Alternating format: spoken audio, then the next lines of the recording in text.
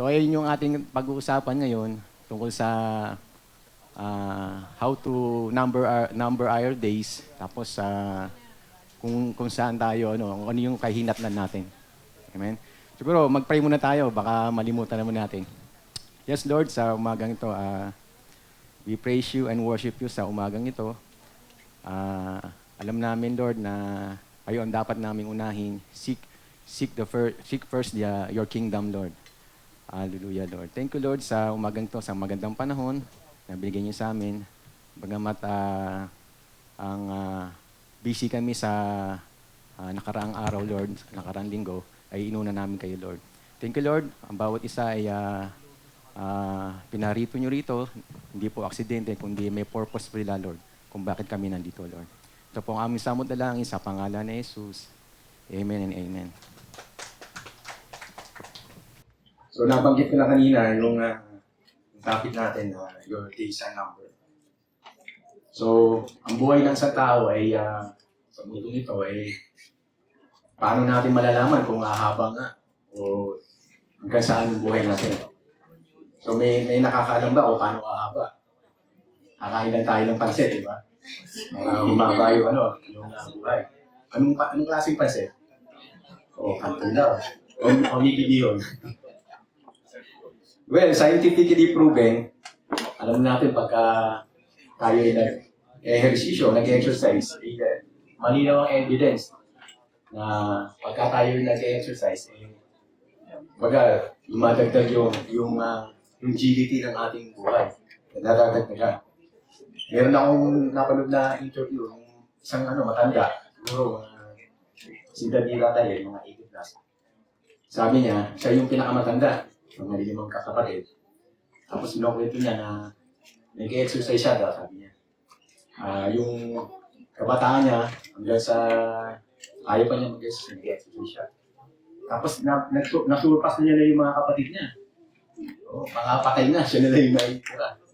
So, yun ang evidence na siguro kahit nag-exercise siya, kasama rin siya yung proper diet, yung tamang pagkain. Kasi kung regular ka nag-exercise, kung gano'n kang regular activity or your physical activity, maliit ang chance na magkasakit tayo. Amen? Kung magkasakit man tayo, hanggang yun, bahagya lang, hindi yung malala. At ang kabaliktaran naman yan ay hindi masyadong pagkilos. Ay yun ang mataas ang chance, di ba? Mataas ang chance magkasakit. Pagka nagkasakit, saan mapupunta? Siyempre, hospital ka muna. Tri-City. Tapos, pag hindi ka gumaling, maaari kang mamatay. Siyempre, hindi nalunasan. So, ma-observe natin na kung gaano kaiksi yung buhay. Or shortness of life that God has given us. Kahit gaano ka-disiplina, nag-exercise. Tulad ko, na halos araw-araw, naglalakad ako, tsaka tumatakbo. Kasi ang dahil sa aso ko. Kasi nagigising. Pagka hindi mo nilabas, ako tuloy-tuloy yun. Ako, ang ina eh. Kaya obligado akong ilabas. Kaya tuwing umaga, kami laman ng nakasada sa amin, sa kapan. Ako, nadadamay ako sa exercise, pero na rin yun, benefits ko na rin yun. Kasi sa ganitong age, kailangan medyo nagpapakawis din.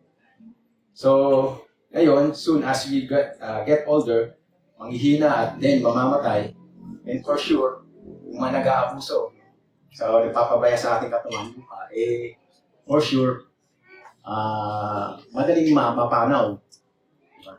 Paano sinasabing inaabuso? Maaaring sabihin natin, nagbibisyo. For sure, yung mga nagbibisyo, sadyang lang yan. Gustong mapadali ang buhay. Pero tayo mga Kristiyano, sinasabi natin, to die is gain. Pero, ano naman natin yun? Benefits natin kasi makikita na tayo ng ating Panginoon. Amen? Pero, as of now, huwag muna tayong mamatay kasi nandito pa tayo. I-enjoy na natin yung ating buhay habang nandito. So, i-encourage ko yung everybody na mag-start na tayo mag-exercise. Yung mga tumigil, umpisa na ulit. Tapos yung mga nag-exercise na, i-diretso rin natin yan, continue natin yan. Pero bago kayo mag-exercise, bilhin muna kayong outfit. Kasi pag nag-exercise kayo, baka nakapagyawa kayo, ang pagtulog. Tapos babati kayo. Uy, good morning. Baka hindi ka pa nagigising. Ano, nag-sleepover, no? So, if you want to achieve something that will benefit you, ang pinaka-keyword lang dyan, discipline. Self-discipline. Pero siyempre, kung mga athlete, di ba? Makikita mo, observe nyo kung may mga sinusundan na yan. Diet, pagkain. Pero siyempre, may cheat day yun. Hindi pwedeng walang cheat day yun. So, sa atin, ilang cheat day natin, siyempre, dapat bahagya lang yun. Mas marami yung, pagdidisiplin natin kaysa yung sa cheat day. Kasi kung laging cheat day, wala eh. Hindi ka usad.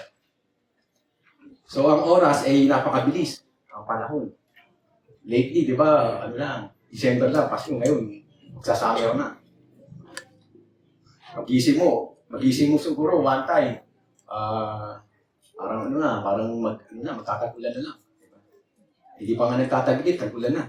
So, napansin nyo ba yung, parang hindi masyadong mainit, napapansin ko. Kasi lumalapas ang umaga. Pag alam ko magsasummer na, sa gabi pa lang, ang init. Sigurado sa umaga, talagang matindi. Yung aso ko, pagka mainit ilang lakad na kami. Tumitigil, hinahatak ako, sabihin, ama na. Hindi ako, gusto ko pa. Ginagawa ko, sige. Pasok ko na ganahin na kita. Kaya habang ginagawa mo yan, do you live purposely? May objective pa tayo. O sinasadya mo lang. Lagi ka lang, siyempre, lagi naman tayo maraming abala. Uso na yung mga nagtitiktok. Diba? Yun ba na uubos ang oras mo? Uso-uso yung mga video games. Diba? Nagsha-shopping galore. Tapos yung mga nagmamarites. Diba? Tapos may mga Carlito pa. Grabe yung Carlito. Remember, ayaw ng Diyos ng waste. Ayaw niya ng Diyos na sinasayang ang buhay natin. Sino dito na ayaw aksayin yung buhay niya? Yun. Parang konti lang. Parang gusto lahat. Aksayin na. So, ang ating key scripture ngayon ay magmumula sa Psalm 90, verse 12. Naalala niyo yung preaching ni nanay nung last Sunday? Hindi pa matapat. Psalm 91 yung sa kanya. Sabi ko, naku, hindi pa matapat. Buti na lang. O di ba? Halos pareho, di ba? Mawagahan pareho. Pero ito yung Psalm 90 is parang ginawa niya yung prayer ni Moises. Sabi niya, teach us to number our days that we may gain a heart of wisdom. So itong Psalm, alam natin na si David ang nagsulat. Iba. Pero sa Psalm 90 is attributed o itinilaga kay Moises for several reasons. Ayan. Sabi niyan, historical context. So si Moises ay isang central figure sa Exodus. Di ba, nagbabasa tayo ng Bible. So makikita natin yung story dyan sa wilderness wanderings ng mga Israelita. Psalm 90 ay nagre-reflects din sa themes relevant to that period, such as, katulad ng manito yung mga mortality ng tao. Yung the brevity of life, yung shortness, yung sabihin, at consequences of sin. So, yun po yung historical context ng Psalm 90 yan, attributed. And then, pangalawa, yung themes of mortality. Yung Psalm 90, ina-address din niya na yung fleeting nature of life. So, pinag-usapan natin kanina yung kaiksian, saka kahabaan. Ito naman yung pinag-usapan dito, yung kaiksian at human mortality, which echoes or connects with Moises' experiences with siya yung nag-lead sa people who face yung maraming hardships. Yung sila ay nasa disyerto. Tapos nakakaranas din sila ng death during that journey. And then isa pa, a prayer of wisdom. This psalm also emphasizes o binibigyan din na kailangan natin ng Diyos, yung karunungan ng Diyos in recognizing yung mga limitations ng human life. Tayong mga tao, may mga limitations tayo. So this reflects kay Moises bilang leader nila seeking guidance sa ating Panginoon. Yun yung prayer ni Moises. So, alam ko, parang si David lang sila, pero marami palang author dito. Bukod kay David, si Moses. Ang alam ko dati, si David lang. Tsaka naisip ko si Solomon. Pero marami palang author. Sulat. So, kabilang yan dyan sa paki-flash mo ko yan. Yeah. So, marami palang author. Yan si Asaph, a musician. Prophet siya during David's time. Si Sons of Korah, parang kaya tayong anak mo, kapit-bahay na si Korah. Nandiyan. So, pero yan, joke lang yun. Group of Levitical singers yan. So, nabasa natin, di ba, si Korah, yung i-destroy sila ng Panginoon yung disobedience sila sa tabernacle. And then si Solomon, yung anak ni David, attributed din pala. Then kay Moises, sa Psalm 90, at saka si Heman and Ethan, mga Levitical musicians. So marami pala na gano'n na sulat ng Psalm 9, sa Book of Psalm. So, binigay ko yan para at least makakintindi natin na hindi na pala si David or dalawa o si Solomon ang sulat niya. So marami rin pala attributed yan. So ang buhay natin ay punong-puno ng mga opportunities. Pero ang big question is what we do with them. Ano ba yung ginagawa natin pagka may mga opportunities tayo? Karamihan sa atin dito nag-aaral. Sino nag-aaral? Marami ba, di ba? Mga nagtatrabaho, yung mga nagne-negosyo.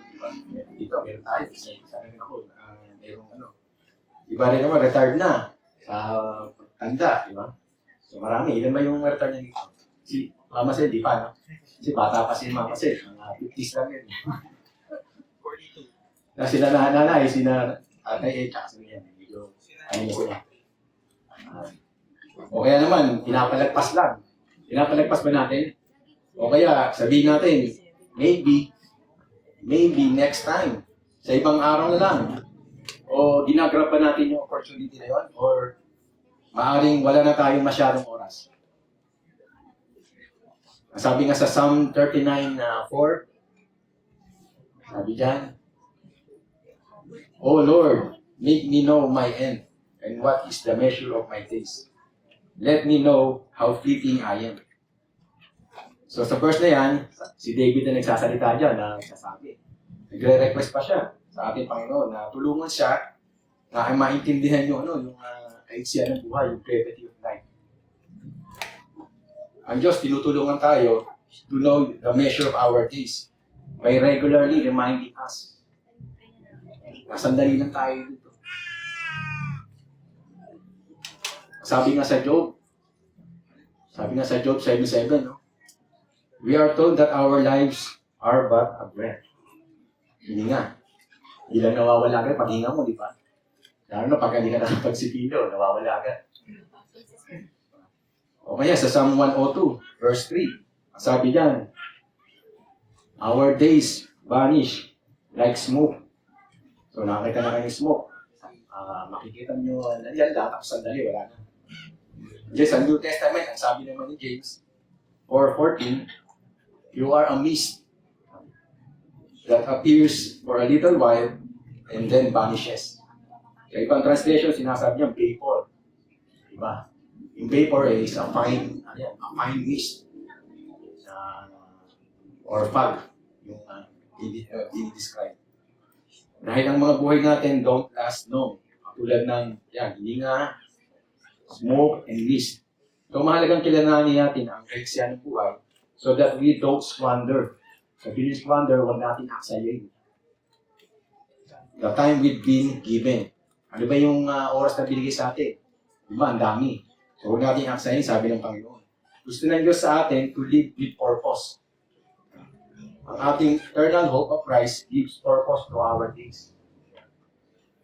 So si Moises nag-a-ask siya dyan sa key scripture natin. Ang sabi niya, teach us to number our days. Pero, mapapasin niyo yung word na teach. Ito yung pinaka-encouraging word. Ito, teach. Dahil it's not normal, no? Saka hindi automatically na meron ka na agad na wisdom. Nung pinanganak ka ba, may wisdom ka na agad? Wala pa, di ba? So, dapat meron tayong something na dapat matututunan over time. Kaya, nag-aas humihingi si Moises na tulungan siya. Kasi sa panahon nila, ang dali ng buhay. Pagka nag-disobey ka sa Panginoon, di ba? Mabilis. So, libo-libo pa nga minsan yung namamatay. Kaya si Moises, responsibility niya yun. Kaya nagpiplit siya sa Panginoon, humingi siya ng tulong para turuan sila paano mamuhay. So, all of us, lahat po tayo mamamatay. So, una-una lang, di ba? So, nakalagay nga sa cemeteryo, ikaw bukas, ako ngayon. Ako ngayon, ikaw bukas. So, it's either vice versa. So, hindi natin mapipigilan yan kung oras mo na. Recently, di ba, yung pamangkin ni nanay, di ba, nasagasaan dyan. So, nasa tabi na yun, ha? May nakaharang na plant box, may puno, may bakal na masagasaan pa ng jeep. Gawin mo. So, talaga, kung oras mo na, hindi mo mapipigilan. But it will. Ang reality of our days are numbered. Si Moses, iniisip niya na itong realidad nito. Iniisip niya. Someday, when we stand before God, harap tayo sa Panginoon, and be held accountable kung ano ang ginawa mo sa buhay mo. Accountable ba tayo? May pananagutan ba tayo? Amen? So, ang question, meron ba? Meron ka. Yan. What are you doing with your life? Sabi natin ngayon, are you wasting it or are you use them with the purpose? Pwede natin tanongin sarili natin, evaluate natin. Kasi karamihan sa atin don't understand about this concept. We are accountable based what God has given. For example, mag-ama o kaya magulang. I-entrust sa'yo ng tatay mo ito. Ikaw na magmana ng itong kotse ko. Yan, ikaw na yan. Paala na dyan. So, pagbalik ng tatay, siyempre, maayos yung binigay. Maayos sabihin natin brand new bigay. Pero pag mga ilang taon lang, hindi na brand new. parang second na lang. So, yung sabihin, hindi na take care ng mabuti. Only in trust. If God entrusts us or something, dahil nagtitiwala sa atin, God trusts us. Gaya ng tatay, nagkakatiwalaan niya yung anak niya, binigyan niya, so kasi dahil may tiwala. Ganun din natin, Panginoon. Kung ano yung binigay niya sa atin, patulad ng buhay natin, kasi may tiwala siya sa atin.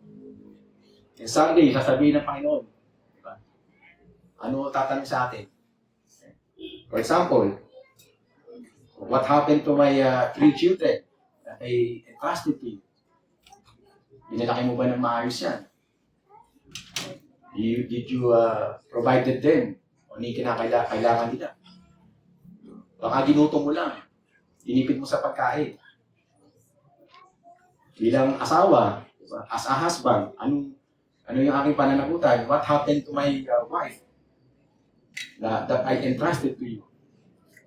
Inahal mo ba? Ilagaan mo, ginawa mo 5 katulong. O pinataba mo lang, ginawa mo lang losyang. O bilang business owner, what happened to the employees?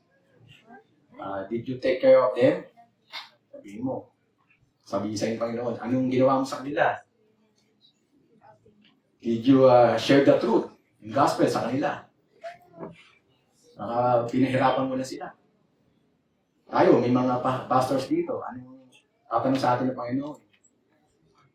What happened to the people na in-entrust sa'yo ng Panginoon? Lagi mo ba pinapagalitan lang? Dinidisiplina mo ba? Tinuturo mo ba yung katotohanan? O baka hindi. O yung mga tithes and offering, baka naman kinukuha mo. Iniipon mo yung tithes and offering, pambili ng sports car. Hindi, may uso ngayon, yung Lamborghini. Mahal tayo ng Lamborghini. So, tayo ay accountable. Ikaw, may pananagutan ka ba? May pananagutan ba tayo? Lahat tayo may pananagutan. Lahat tayo ay accountable.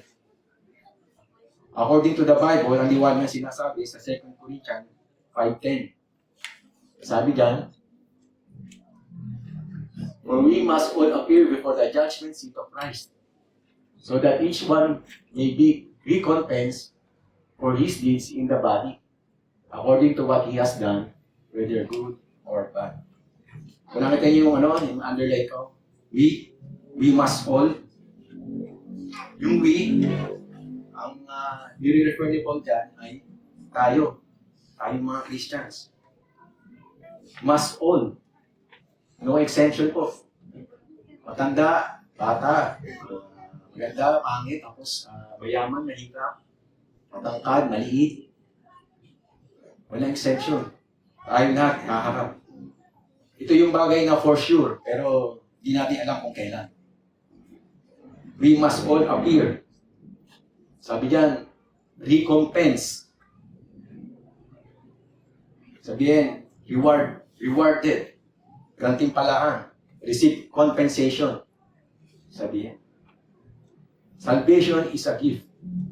Alam natin yan, hindi po ma-earn. Pero ano ang ginagawa mo, your salvation, ano ginagawa mo, na binigay sa'yo ng ating Panginoon, is gonna be rewarded.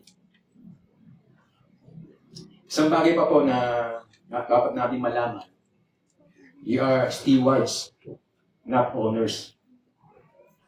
Tayo ay tagapamahala lang, hindi may-ari. Sabihin mo nga sa katabi mo, you are a steward, not owner.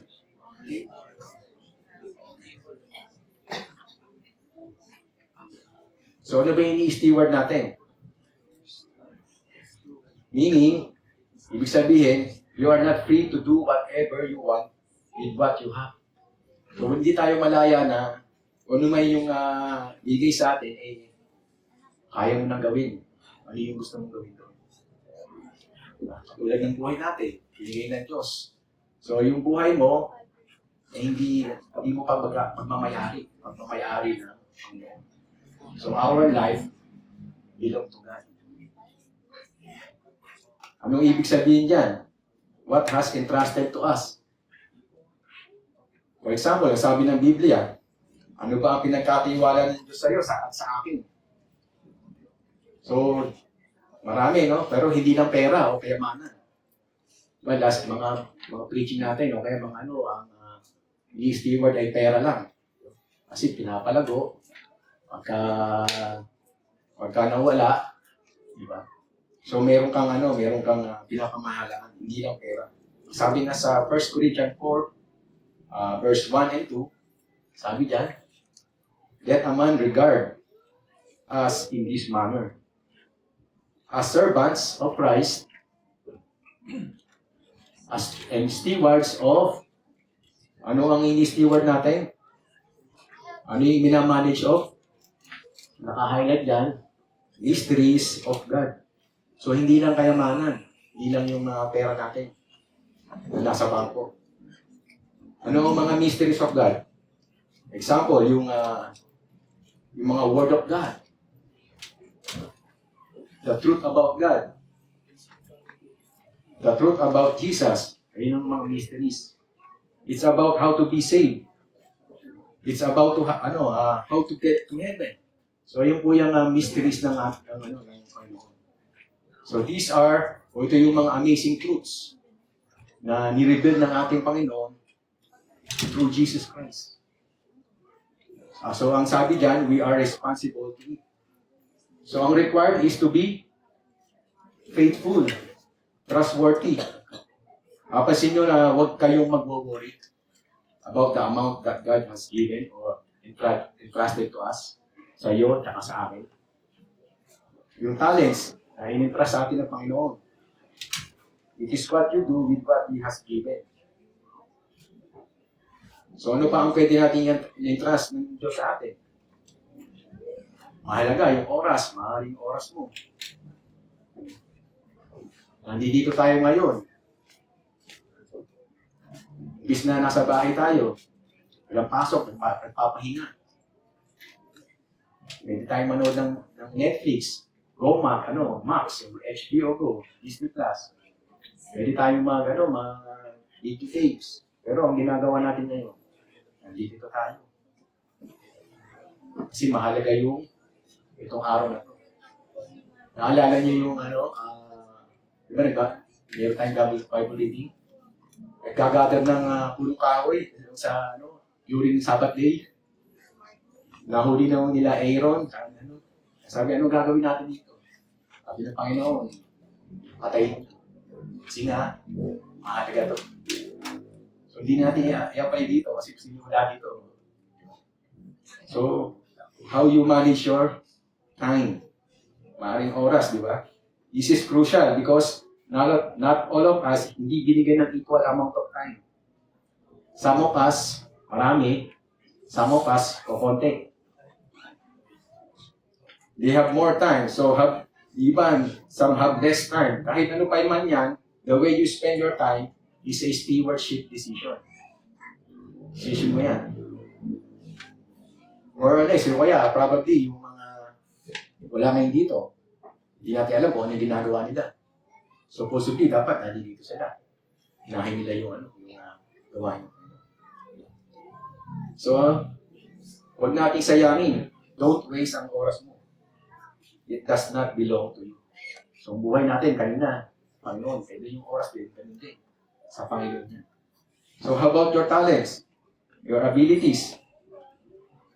Lahat po tayo ay merong abilities. Maaaring ikaw ay isang doktor. Maaaring ka isang teacher. Isang engineer. O nagtatrabaho sa corporate world. Nandiyan ka.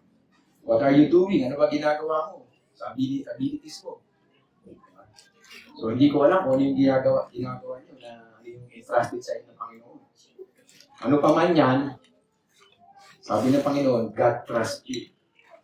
So, be faithful. Be trustworthy, sabi niya. Mahirap. So, isa pang bagay, kung ano ang mangyayari pagka we don't number our days. Alam niyo yung the parable of the rich man? Sabi niya, sa ibang translation, sabi niya, the parable of the rich fool.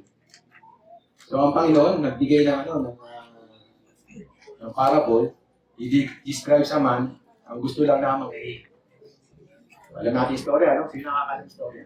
Kumain, binom, tapos mag-happy-happy, mag-relax-relax lang. Yun ang ba ang gagawin natin? Sa Luke 12 yan, 19:21, kung babasahin mo. So, walang panahon. Hindi man lang iniisip ang Panginoon. Iniisip lang yung barn niya. Patayo siya ng malaking barn kasi di nakasya yung mga stuff niya, yung mga things niya, yung mga gather niya. Yung na-harvest niya. So that very night, yung sa rich man, yung decision niya, mag-ipon lang.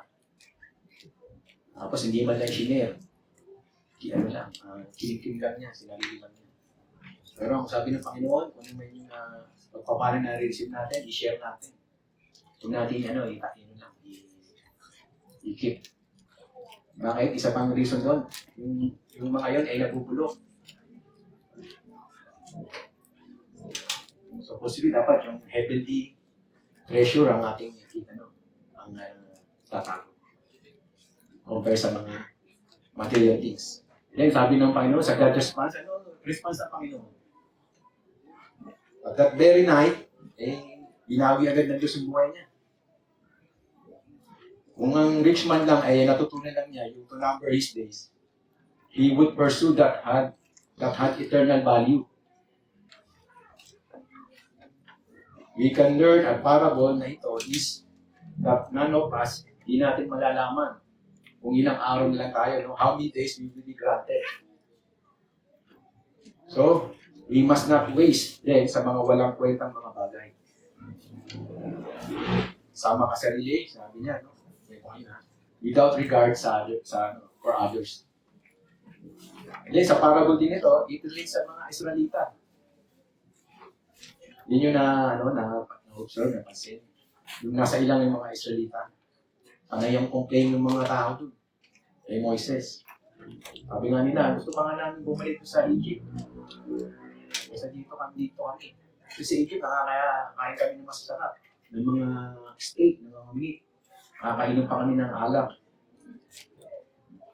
Hindi puro mana yung pinapakain sa amin doon.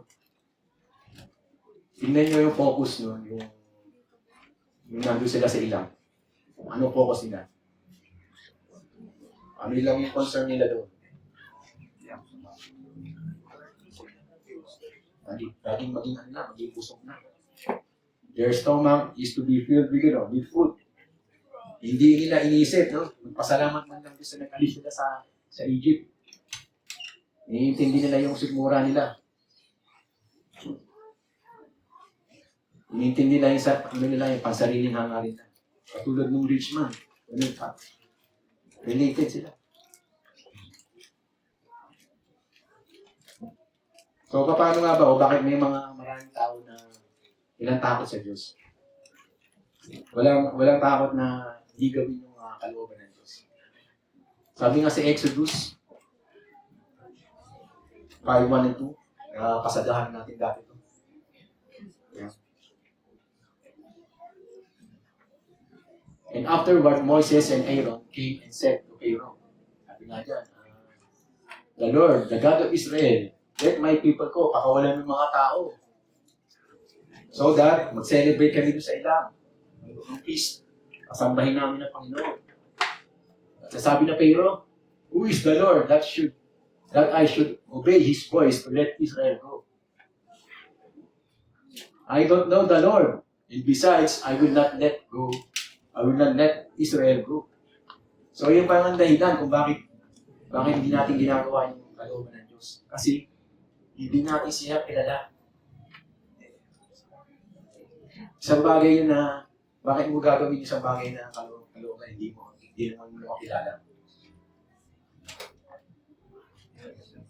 You claim to be Christian, tapos hindi mo naman ginagawa yung kalooban ng Diyos. Sinasabi mo na, Lord, Lord, tapos hindi mo naman ginagawa. Kasi na hindi natin kilala. Hindi mo siya kilala. Dapat kilala natin siya.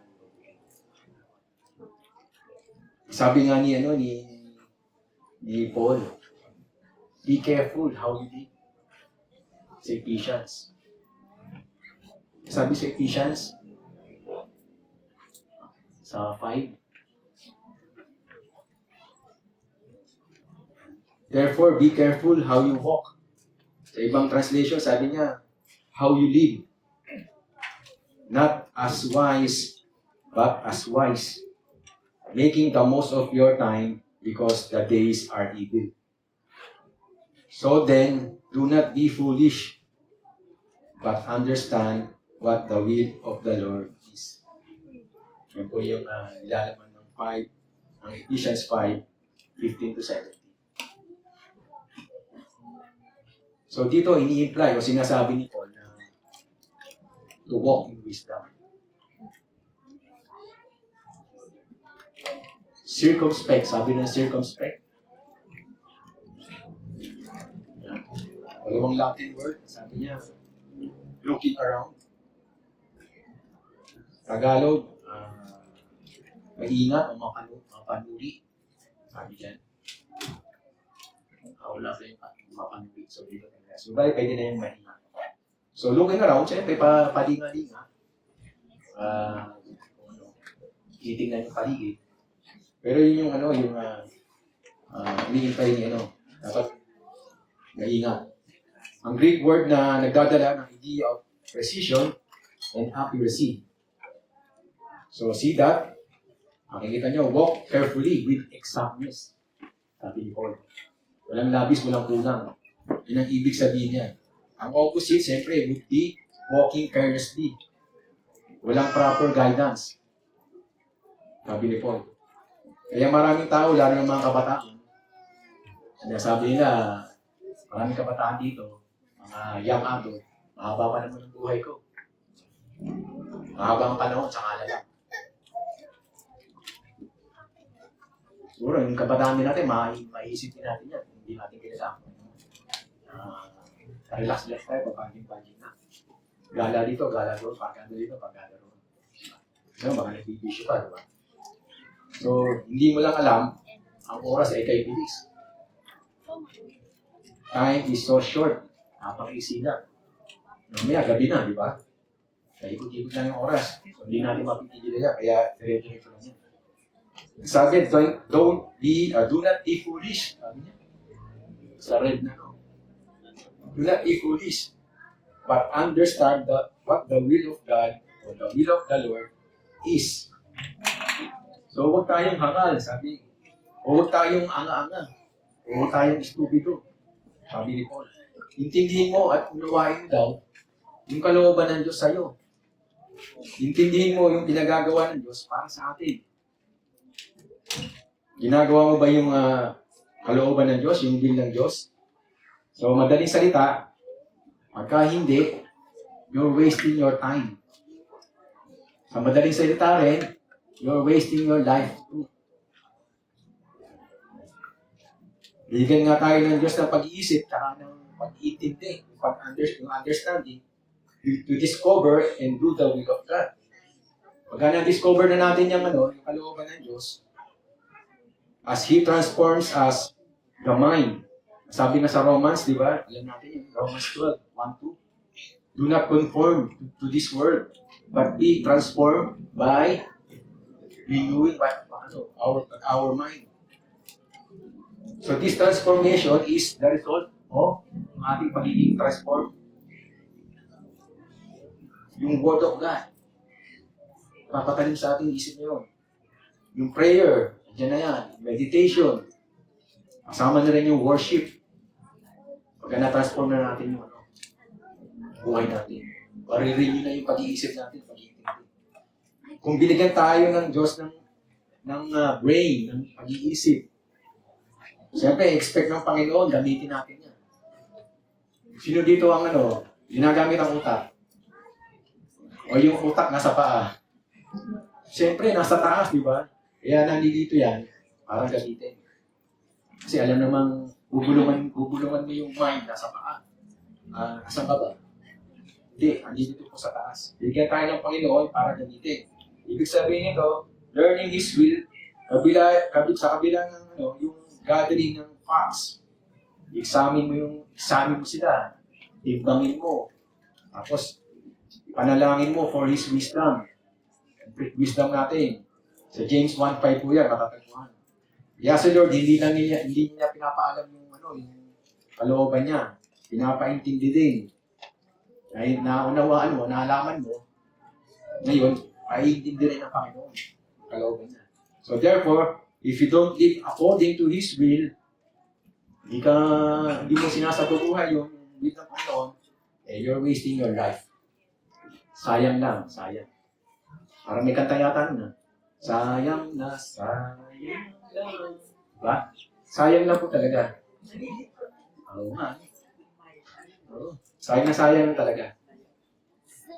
So, mayroon ba misconception about time?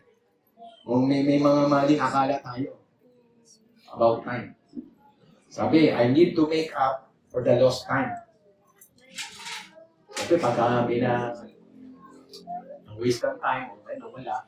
Gusto mo ma-make up. Sa klase, di ba? Pagka may tayo na miss, kaya parang mag-play ka sa subject, sabihin ng teacher, mag-make up ka. Hindi mag-make up dito, yung make up. Make up class. Baka ibig sabihin mag-make up. Hindi po yan. So wala po tayong magagawa sa mga oras na wala, nakalipas. Alam natin, we have regrets, mga pagsisisi natin. Hindi natin nagamit yung oras as wisely as we should. I wish na meron tayong magagawa sa mga nawalang oras. Sayang. Yung mga unprofitable things na nawala, na ginawa natin. Pero meron isang bagay na magagawa natin. And that is to use the time we have left ng matalino, ng wisely. Yung natitirang oras natin, gamitin natin yung ng matalino. Spend it wisely. I think it is time.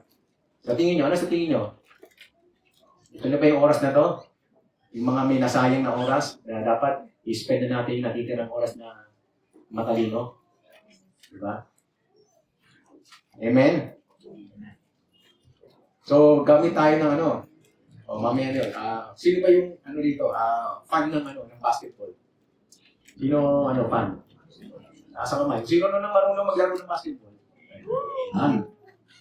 So, alam natin yung basketball, hindi lang may bola. Diba? Sinushoot. Diba? So, sino po dito ang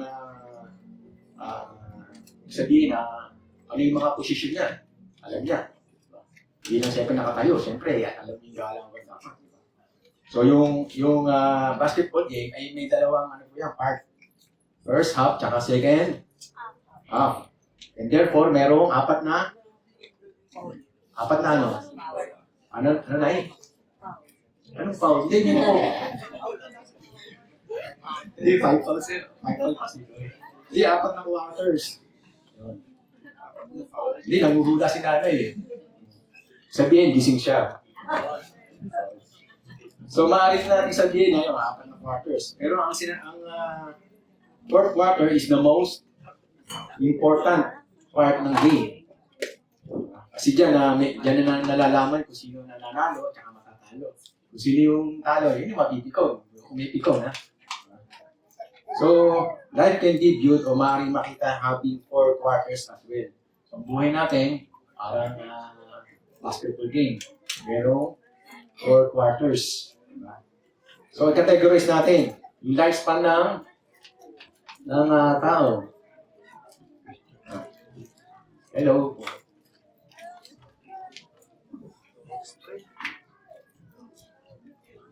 Ayan na. So yan, average lifespan to be 80 years. Kasi tatay 85, 86. O 85. So lapas na kayo dito. 80 years. Dito kayo sa banda dito, 85. So, first quarter, nasaan kayo sa first quarter? Yung mga first 20 years, sino na 20 years? Ate. Ayun. Ang dami Tapos second quarter, 21 to 40. Tapos yung third quarter, parang nandito yata kami, 41 to 60. Si Mama Sir, nandiyan ka pa sa third? Fourth quarter ka na ba? Parang hindi, parang alam ko, parang second quarter ka na. Diba? And then, fourth quarter, 61 to 80. Nakakategorize na, alam niyo na kung nasaan kayo dyan, ha? So, we can call senior adulthood is basically sa fourth quarter. Hindi yung senior, sabihin. Sa Pilipinas, maraming matatanda, di ba? Maramihan dyan, yung mga churches, nag-lead niyan, nasa fourth quarter na, mga senior. So, si Moises, maaaring meron alam about fourth quarter, Christian. Si Moises. Living long before na bago magkaroon pa ng basketball. So sabi niya sa Psalm 90,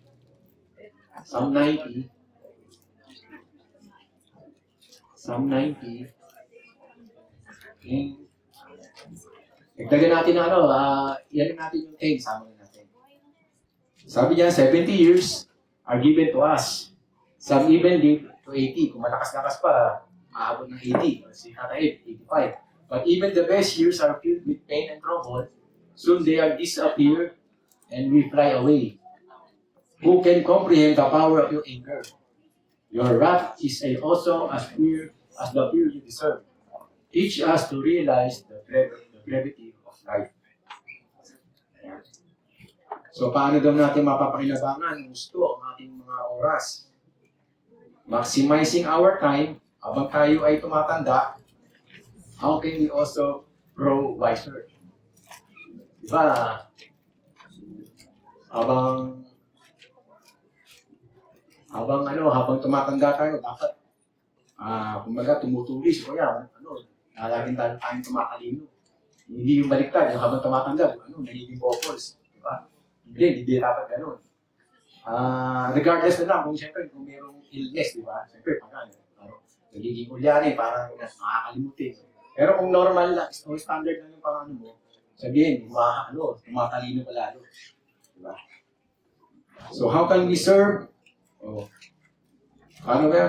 How can we also, no? O gamitin na natin yung nandito na tayo sa information about basketball. Gagamitin na natin yung basketball analogy. So how can we serve the Lord in the fourth quarter of life? So sino nyo na sa fourth quarter? Ayan. Parang gano'n na, parang naiiya kasi. Dapat nasong gano'n. Ayan. So, ito yung mga re-recommend natin sa how can we serve the Lord in the fourth quarter? Ayan. So una, in the fourth quarter of life, live with your feelings. Yung verse 10, di ba? Kung nabalikan natin yung verse 10, sabi doon, even the best of these years, yung buhay mo, yung peak season ng buhay mo, are filled with pain and trouble. Pain and trouble are realities of life. So hindi nawawala yan. Kahit na nasa first, second, third, meron yan, di ba? Di lalo na sa fourth. So, sa basketball game of life, people get hurt. Diba, pagdating ng fourth quarter, siyempre, yung first, second, third quarter, marami ng baliyahan dyan, di ba? So, marami na tayong nararamdaman. Okay. Kasi sabi ng mga players mo, Coach, sakit ng paa ko. Nakapakan. Shooters mo. Mayroong konting mild ankle sprain. Yung power forward ko, nasipo sa mukha. Sibo, may panas. Yung point guard ko, nasundot yung mata. Naalala ko, naglaro ko dati nun. Pag-take ko, hindi sinundot yung bola, yung mata ko sinundot. Papapikit ako gano'n. Parang na-blackout yung ano. Tapos, kaya ko naman, pag na-himasmasan ako, yung vision ko, maganda pa naman. Pero sabi yung TV ko, mapula. Yung kalahati. Pero kaya ko. Kasi the game is on the line. Fourth quarter na talaga. Kailangan nang maglaro. Kaya pinilit, nakalaro. Kasi sa fourth quarter ng buhay natin, we are hurt and beaten down by the experiences na kinaharap natin. So we all have to play hurt. Katulad din nangyari sa akin. Kailangan ko maglaro kahit masakit yung mata ko. Ibig sabihin, kailangan natin lahat na magpatuloy kahit nasasaktan. Sa generation natin ngayon, di ba, pagka nasaktan, maayaw agad. Ma-observe nyo sa mga bata, pagka nasaktan, ayaw ko na. Pero sa generation namin, kahit lumalaban pa rin. Diba? Kilala niyo si Isaiah Thomas? Yung delay na siya no? Championship fourth quarter na, talagang kailangan laro.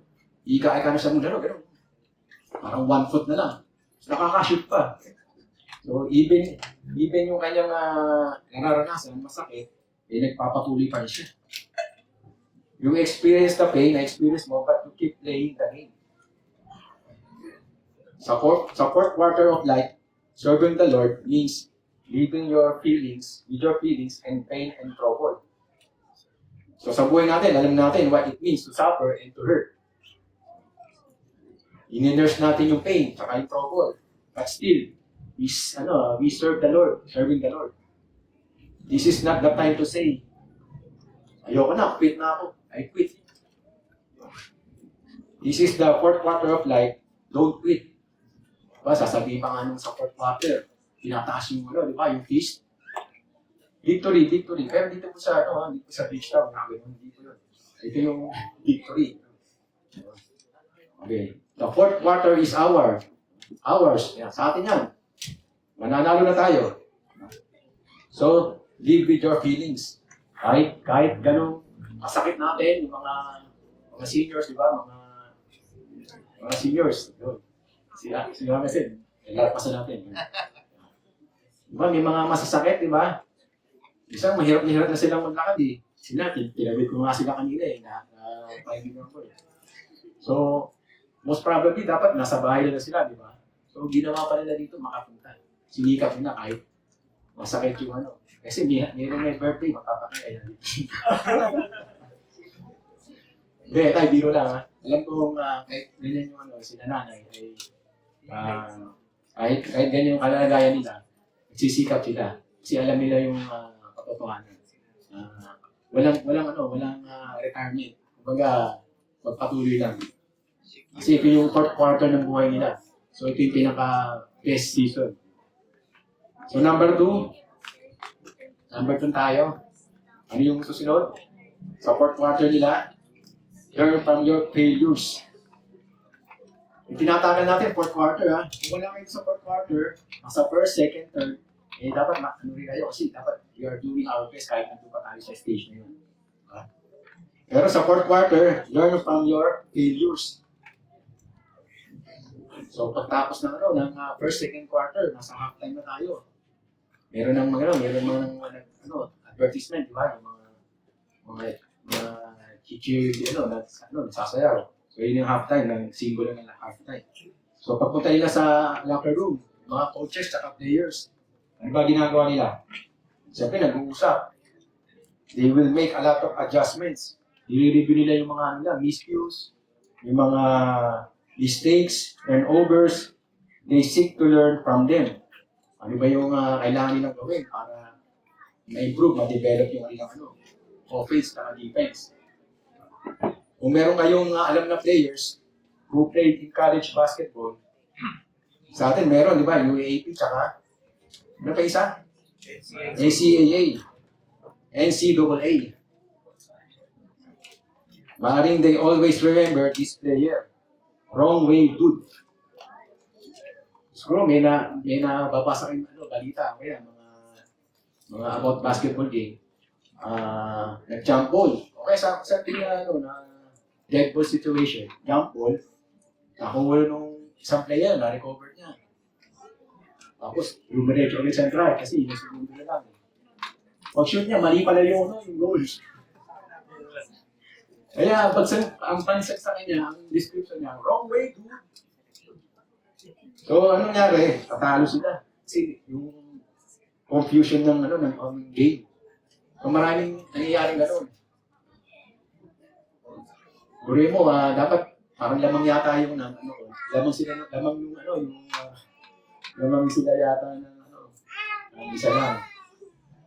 O hindi, para tama, hindi mo sila isa lang. Pero nashoot sa kabilang goal. Ngayon nanalo yung kabilang team. Diba? So, ngunit sa buhay natin, sa buhay niya, he went the right way. Parang nasabing the right way. Siyempre, na-finish yung nakapagtapos siya ng college.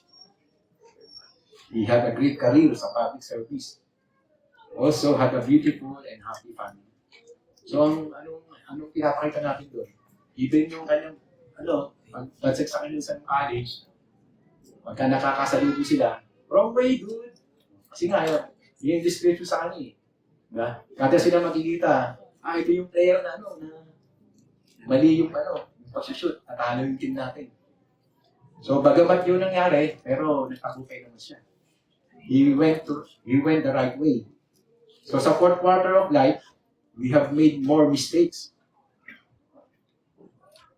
We have the pass, and then na-intercepted. Fumble the ball, out of bounds. For first time na shot, pero namimiss natin kasi first shot. Lamang ang hindi pagpasok. And yet, it is in the wisdom of the fourth quarter of life that we say, kung masasabi natin, I have learned from my mistakes. And I am moving forward. Yeah. You use your mistakes and failures to grow in wisdom. So yung mga kamalian ba natin, may natututunan ba tayo doon? May natutunan ba tayo? Yung mga mistakes nyo, totally na dinidibdib nyo. Kailangan, meron tayong matutunan doon. Kasi wala namang perfect lahat ng tayo nagkakamali. So yung pagkakamali natin, mga fails natin, mga disappointments, meron tayong siguradong matutunan. Hindi maaaring nila. So, pangatlo. Ano sabi sa pangatlo? Lean on your faith. Ang faith is essential. Sa ba yung... Ayaw. Faith is essential in the fourth quarter of life. Meaning, absolutely necessary or extremely important. Sa Tagalog, sabi, lubos na kinakailangan. Yung ating pananampalataya, kailangan yan sa mga fourth quarter ng buhay natin. Because this is a crucial situation ng buhay natin. Tapos i-check natin yung scoreboard. Yung score. You are down by 20 or 30 points. Ano masasabi mo dyan pag start ng fourth quarter? Sabi nyo, wala tayong pag-asa, pre. Nampak na tayo eh. Gagaling ng kalaban namin. Kada bato, shoot. Kahit pa pag nalapag na shoot eh. Ay, pag tira, shoot eh. So talagang matatambangan tayo. Sabihin ng mga nanonood, wala na yan. Tambak niya eh. Wala na pag-asa yan. You must have faith or in the fourth quarter of life. O baka maaaring maging flat yan o kaya failure. Dapat manghawakan natin yung ating faith. Kaya ako, matagal na rin ako naglalaro ng basketball. Na-experience ko na yan. Na first, second, third quarter, hindi kami man lang hindi lumamang. Gagaling ng kalaban, puro shoot yung tira.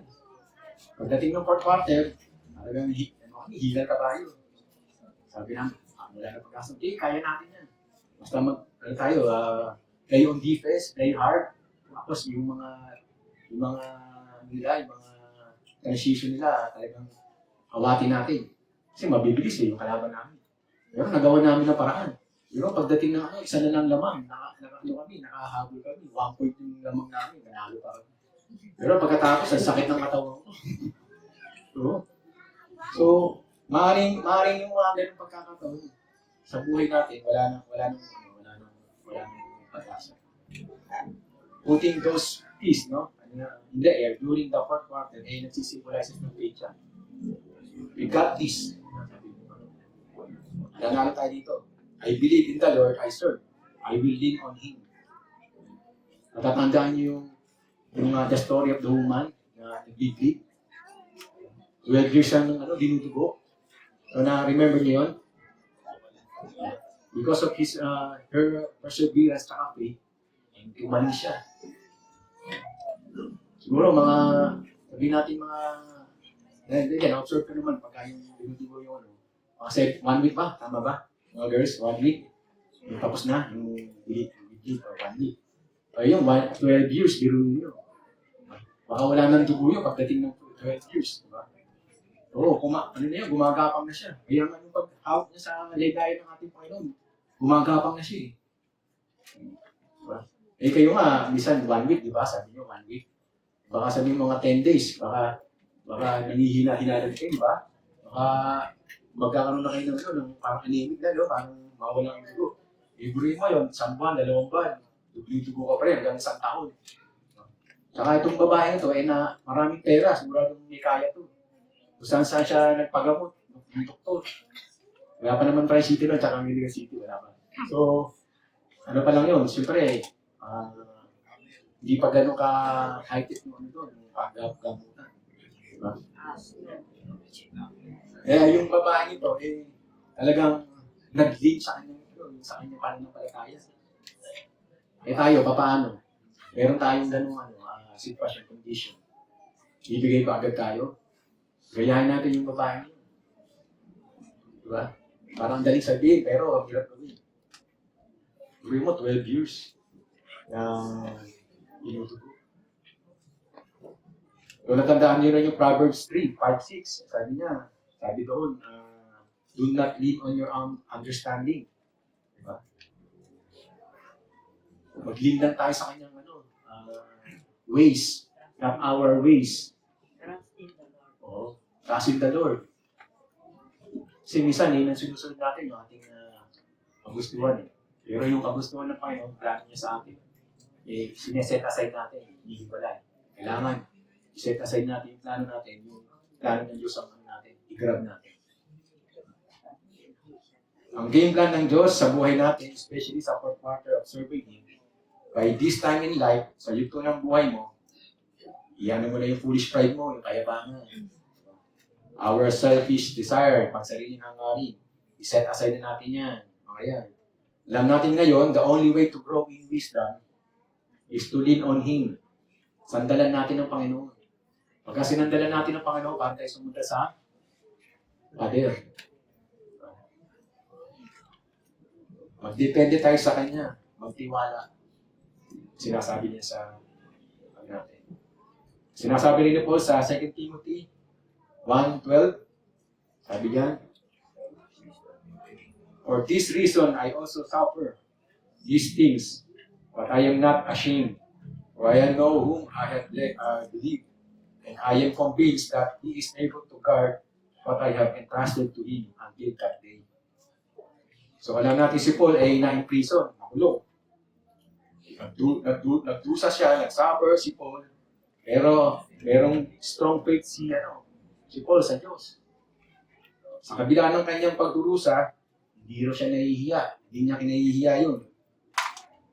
Sa kanyang pananampalataya. Dapat meron tayong lakas ng loob at tiwala kay Kristo. Just like the game of basketball, kahit tambak kayo, you must play hard. Magsikap ka pa rin. Balik agad sa depensa. O tayong tawag doon, yung tutulog-tulog. Mangingitlog ka na doon agad sa di ba? Baba agad, sabi. Kaya dapat meron tayong, lakas ng loob na nagbibigay ng inspirasyon sa mga believers na magpatuloy. So, recap, sabi natin kanina? What do you do in the fourth quarter of life? Una, you live with your feelings. Kahit nasasaktan ka na, dapat you are, papatuloy ka pa rin. You learn from your failures. You lean on your faith and pangatlo. So, meron pa tayong last. Ano sabi? Look to your future. Christians believe there is a future beyond the fourth quarter. Niniwala ba kayo doon, yung mga Christians?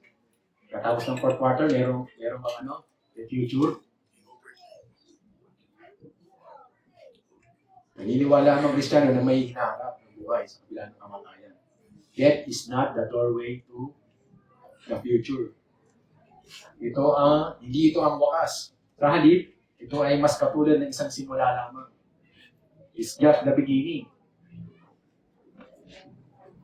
Meron akong nabasa na sinishare niya yung conversation nila. Isang pastor, tapos isang 70 years old pastor din. Nag-uusap sila. This 76-year-old pastor, he's still on the game. Sabihin na, involved pa rin siya. Pwede natin sabihin na retired, no? Kasi 76 na. Ang makailan lamang talagang redirect yung kanyang buhay, sabi ng kausap niya. Sabi mo pala ng 76-year-old. 15 years ago, he was almost died, sabi, because of heart attack. Natake sa puso, na hospital. Ngayon, his heart ay mayroong matinding pinsala. May damage. But his heart of wisdom is stronger than ever. Hindi niya sinasabi. But ang focus niya was on the future. Yung matandang ito, yung 76-year-old. This man is still in the game. Sabi mo sa pastor. He is living with his feelings. Kahit may damage na yung puso niya, yung kanyang health condition, arriba pa rin siya. Physically and emotionally, ay nasaktan siya ng labis sa kanyang buhay. Natuto siya sa kanyang mga kamalian. Ang sinasabi din niya rito, when he was younger, may ingay daw siya mag-preach. Maingay. Bata-bata daw siya. Pero ngayon, pinapakinabangan niya yung Biblia ng gusto. by communicating it to the people. Siguradong matanda na siya, mabagal na, tuloy na sila, mababagal na sila, di ba? Pero still learning, no? Or still leaning on Jesus. Silang yung 76 years old na pastor. Sabi niya, kamatayan is not my enemy. His hope is in Christ. When the fourth quarter ay tapos na sa kanya, pagkatapos ng fourth quarter, di ba? Anong ginagawa? Pero itong matanda ito, siyempre, pagkatapos na, uubarin niya na yung jersey niya. Tapos niyan, I will go home with the Lord. Ganun din sa, di ba?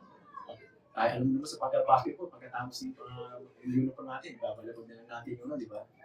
Yung uniform. Ihagis na doon sa nanay. Nanay, pala ba? So sa atin, sa palagay nila, when the fourth quarter ay tapos na sa kanila, uubarin nyo na yung jersey nyo. And then, kasama nyo ang ating Panginoon. Kaya ang sinasabi rin dito na even if you are in the last quarter of your life, kahit ko ay wala na, no? Talagang parang mahina ka, ay magpapatuloy ka rin sa Panginoon. Because ang fourth quarter is the best quarter sa kanila, sa inyo. Yung mga nabibilong sa fourth quarter. Be a fourth quarter Christian. So question ulit. Diba? Question natin ulit. Balikan natin yung question natin ulit. Yeah. What are you doing with your life? Your time left. Ano ba nga ginagawa nyo? Ano ba ginagawa natin? Anong ginagawa na? Mga nalalabing oras natin. Hindi ka ba minsan napapatigil o kaya nakapag-isip sa buhay mo? At naitatanong mo sa sarili mo, what if? Anong next pagkatapos? Ang buhay ko dito sa mundo ito? Anong mangyayari? Siyempre, living. Pero bukod doon, ang linaw na sinasabi ng Biblia, lahat tayo ay darating sa kamatayan. And after that, judgment. Wala na pong second chance. Sabi sa Hebrews 9:27, di mo na kayang buhayin ang sarili mo. At itama yung mga mali na ginagawa natin dati. Mabubuhay ka pa. Kaya lahat po tayo ay nagkasala at hindi na nakaabot sa glory ng Panginoon. Lahat po tayo ay papuntang impyerno. Pero ang ano sabi ng Panginoon? Sa 2 Peter 3:9, I think, kung bakit pa hindi dumatating ang ating Panginoon sa Kristo, yung pangalawang pagbabalik niya. Kasi binibigyan pa tayo ng pagkakataon. Haba ng pagkakataon natin. Kaya it is time na mag-isip-isip po tayo kung ano yung ginagawa natin oras. Sabi ng Panginoon, binibigyan ko pa kayo ng mahabang panahon na magsisi, mag-repent. At magpatuloy kayo sa akin ubasan. Yun yung ini-urge ng ating Panginoon. Ang tanong, meron ka bang relasyon sa Diyos? Ano yung tanong din? Big question din. Anong ginagawa mo? Anong ginagawa mo? Ginagawa mo ba ang kalooban niya? Kung oo, kung ginagawa mo yung kalooban niya, abay, very good. Very good. Pagpatuloy mo na. Pero kung wala, abay, hindi pala huli ang lahat, magbalik loob ka, tanggapin mo. Kahit hindi mo pa natatanggap ang Panginoon, tanggapin mo na. Hanggang may oras pa. Focus, surrender ang buhay mo sa Kanya, goods ka na.